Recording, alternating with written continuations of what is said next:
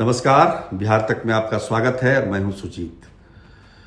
बिहार में नई सरकार बन चुकी है, लेकिन इस नई सरकार के बनने में 19 जनवरी 2024 का विशेष महत्व है। 19 जनवरी 2024 को क्या हुआ था, आप याद करिए।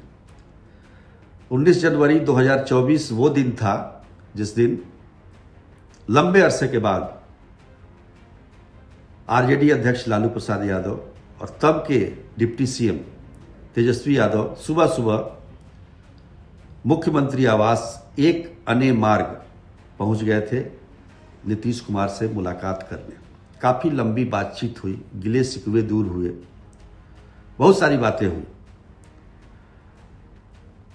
नीतीश कुमार की जो नाराजगी हो सकती थी, संभावित नाराजगी, देखिए नीतीश कुमार कभी खुलकर नाराज नहीं होते हैं, लेकिन संभावित जो नाराजगी थी उसको दूर करने की कोशिश की गई और आरजेडी की तरफ से पेशकश की गई कि प्रोफेसर चंद्रशेखर जो कि शिक्षा मंत्री थे, उनका विभाग बदल दिया जाएगा। उस समय मुख्यमंत्री या फिर जेडीयू की तरफ से ये मांग नहीं हुई थी 19 जनवरी को। हाँ, पहले मांग जरूर थी जब शिक्षा मंत्री के तौर पर चंद्रशेखर ने रामचरितमानस को लेकर विवादास्पद बयान दिए थे और उस समय जेडीयू के प्रवक्ताओं ने काफ़ी हमला भी किया था, काफ़ी तीखे प्रहार भी किए थे और एक तरीके से उसी समय जेडीयू और आरजेडी में पहली दरार, मुझे लगता है हल्की सी, वो आई थी, क्योंकि शिक्षा मंत्री प्रोफेसर चंद्रशेखर के बयान के समर्थन में आरजेडी के प्रदेश अध्यक्ष जगदानंद सिंह खड़े हो गए थे और कहा था कि आरजेडी आपके पीठ पर है। वहीं से डेंट की शुरुआत हुई और चीजें वहीं नहीं रुकी। शिक्षा मंत्री का बयान लगातार आता रहा, धर्म को लेकर, ग्रंथ को लेकर, और एक बार तो मुख्यमंत्री ने खुद कहा कि इनका विभाग बदल दिया जाए, शिक्षा विभाग में रहकर इस तरह के बयान देना उचित नहीं है। बात आई गई हो गई। फिर प्रोफेसर चंद्रशेखर ने बयान दिया, फिर बिहार सरकार के एक वरिष्ठ मंत्री ने इसके लिए आरजेडी नेतृत्व को कहा, एक बार नहीं 2 बार कहा, लेकिन बदलाव नहीं हुआ। यहां तक कि अपर मुख्य सचिव के पाठक और शिक्षा मंत्री, तब के शिक्षा मंत्री प्रोफेसर चंद्रशेखर के बीच में जो पीत पत्र का जो दौर शुरू हुआ, उस दौरान भी आरजेडी के शीर्ष नेतृत्व ने इस पर ध्यान नहीं दिया, जबकि 3 बार, एक बार मुख्यमंत्री के तौर पर और 2 बार एक वरिष्ठ मंत्री के तौर पर यह संदेशा दिया जा चुका था कि इनका विभाग बदल दिया जाए। अब देखिए जो माहौल चल रहा है, जिस तरह का, बीजेपी को इसका पूरा लाभ मिल रहा था चंद्रशेखर के बयान से। जिस प्रकार वो हिंदू धर्म के विरोध में जो बयान दे रहे थे, उसका लाभ मिल रहा था और इससे चिंता जेडीयू की बढ़ रही थी। जेडीयू ने हमेशा इसका प्रतिकार किया, विरोध किया, लेकिन इसके बावजूद ऐसा कुछ नहीं हुआ। तो कहने का मतलब कि 19 जनवरी को लालू प्रसाद यादव और तेजस्वी यादव ने ये प्रोफेसर चंद्रशेखर के विभाग को बदलने की पेशकश की। उस समय बहुत ज़्यादा तवज्जो मुख्यमंत्री की तरफ से नहीं दिया गया, क्योंकि 4-6 महीने पहले ही मुख्यमंत्री बोल चुके थे कि भाई इनका विभाग बदल दीजिए, लेकिन इसके बावजूद आरजेडी के शीर्ष नेताओं ने इस पर कोई नोटिस नहीं लिया। अब अपनी तरफ से पेशकश की गई, आनन फानन में विभाग भी बदल दिया गया और एक नहीं, उनके साथ साथ 2 और मंत्रियों के विभाग बदले गए। शिक्षा मंत्री गन्ना उद्योग के मंत्री बन गए जो प्रोफेसर चंद्रशेखर, आलोक मेहता जो थे वो शिक्षा मंत्री बन गए, लेकिन शिक्षा मंत्री के तौर पर उनको विशेष काम करने का मौका मिला नहीं। 2-3 दिन के लिए बने, पता नहीं ऑफिस भी जा पाए कि नहीं। खैर, तो उस दिन अपनी तरफ से पूरी कोशिश आरजेडी ने की सारे गिले शिकवे दूर करने की, लेकिन तब तक देर हो चुकी थी। मुझे लगता है जब आरजेडी के नेता मतलब लालू प्रसाद यादव और तेजस्वी यादव मुख्यमंत्री आवास पहुंचे थे, उसी समय बीजेपी के शीर्ष नेतृत्व को इसकी जानकारी हो गई। उनके कान खड़के, अब इनके जाने का इंतजार होने लगा। जब ये गए तो तुरंत बीजेपी के शीर्ष नेतृत्व से मुख्यमंत्री को फोन आ गया, जैसा कि सूत्र बता रहे हैं, और उसमें लंबी बातचीत हुई सरकार के गठन को लेकर, तमाम जो भी डिमांड। चूंकि देखिए केंद्र और राज्य के बीच तालमेल सामंजस्य अगर रहता है तो विकास में कोई थोड़ी गति आती है, तो इसमें कोई दो राय नहीं है अगर तरीके से किया जाए तो। हालांकि आप कहेंगे कि 2020 क्या 2017 से बिहार में डबल इंजन की सरकार थी 2022 के 9 अगस्त तक। पर ठीक है, बिहार को जितना मिलना चाहिए मिला, लेकिन मिलना चाहिए उतना नहीं मिला। अब फिर से डबल इंजन की सरकार लोग बता रहे हैं, देखिए इसका क्या नतीजा निकलता है। तो उसी बातचीत में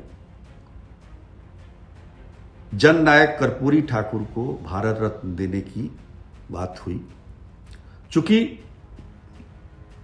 मुख्यमंत्री नीतीश कुमार जननायक कर्पूरी ठाकुर को काफी दिल से मानते हैं और उन्होंने बहुत सारे काम भी किए और उनके बताए रास्तों पर वो चले भी। उन्होंने आरक्षण का जो फार्मूला अपनाया, चाहे स्थानीय निकाय हो के चुनाव में हो या अन्य जगहों पर, उन्होंने उसका इस्तेमाल किया और 2007 से वो लगातार कर्पूरी ठाकुर को भारत रत्न देने की मांग करते रहे।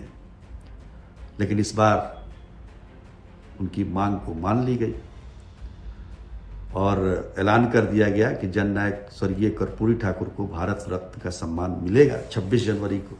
24 जनवरी को कर्पूरी ठाकुर जी की 100वीं जयंती थी, लेकिन पुरस्कार का ऐलान 23 जनवरी को ही हो गया।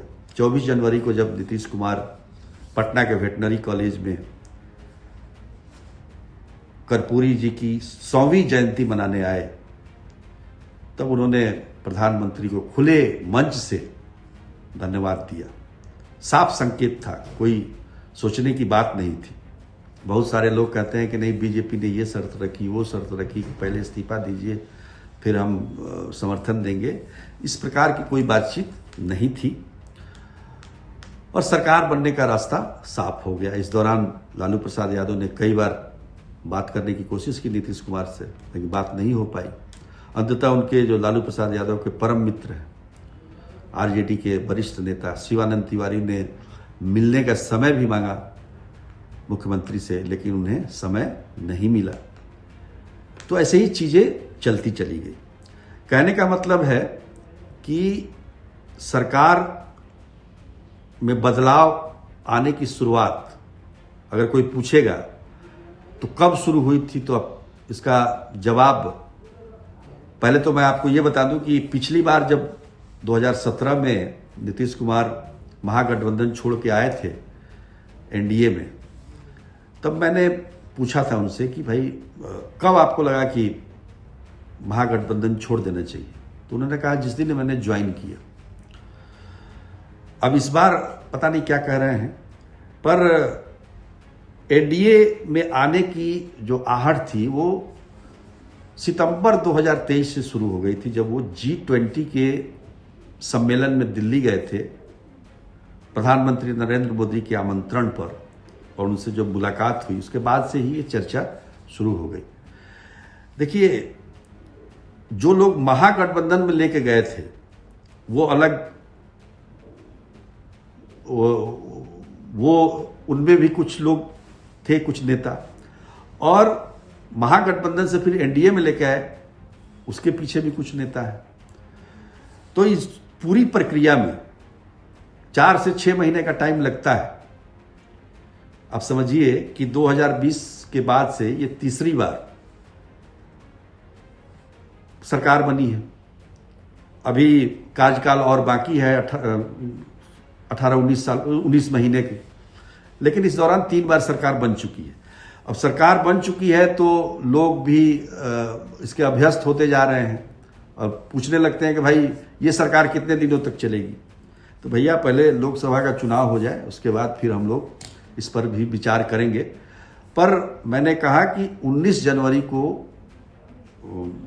काफ़ी महत्वपूर्ण दिन माना जा सकता है और 19 जनवरी के बाद आप देखेंगे कि चीज़ें बदली, लेकिन उससे भी तेजी से जो चीज़ें बदली जब लालू प्रसाद यादव की बिटिया रोहिणी आचार्य ने एक ट्वीट कर दिया नीतीश कुमार के खिलाफ, तो चीज़ें और तेजी से बदलने लगी। खैर, ये बात तो आप सब जानते ही हैं, लेकिन सरकार अब बन चुकी है।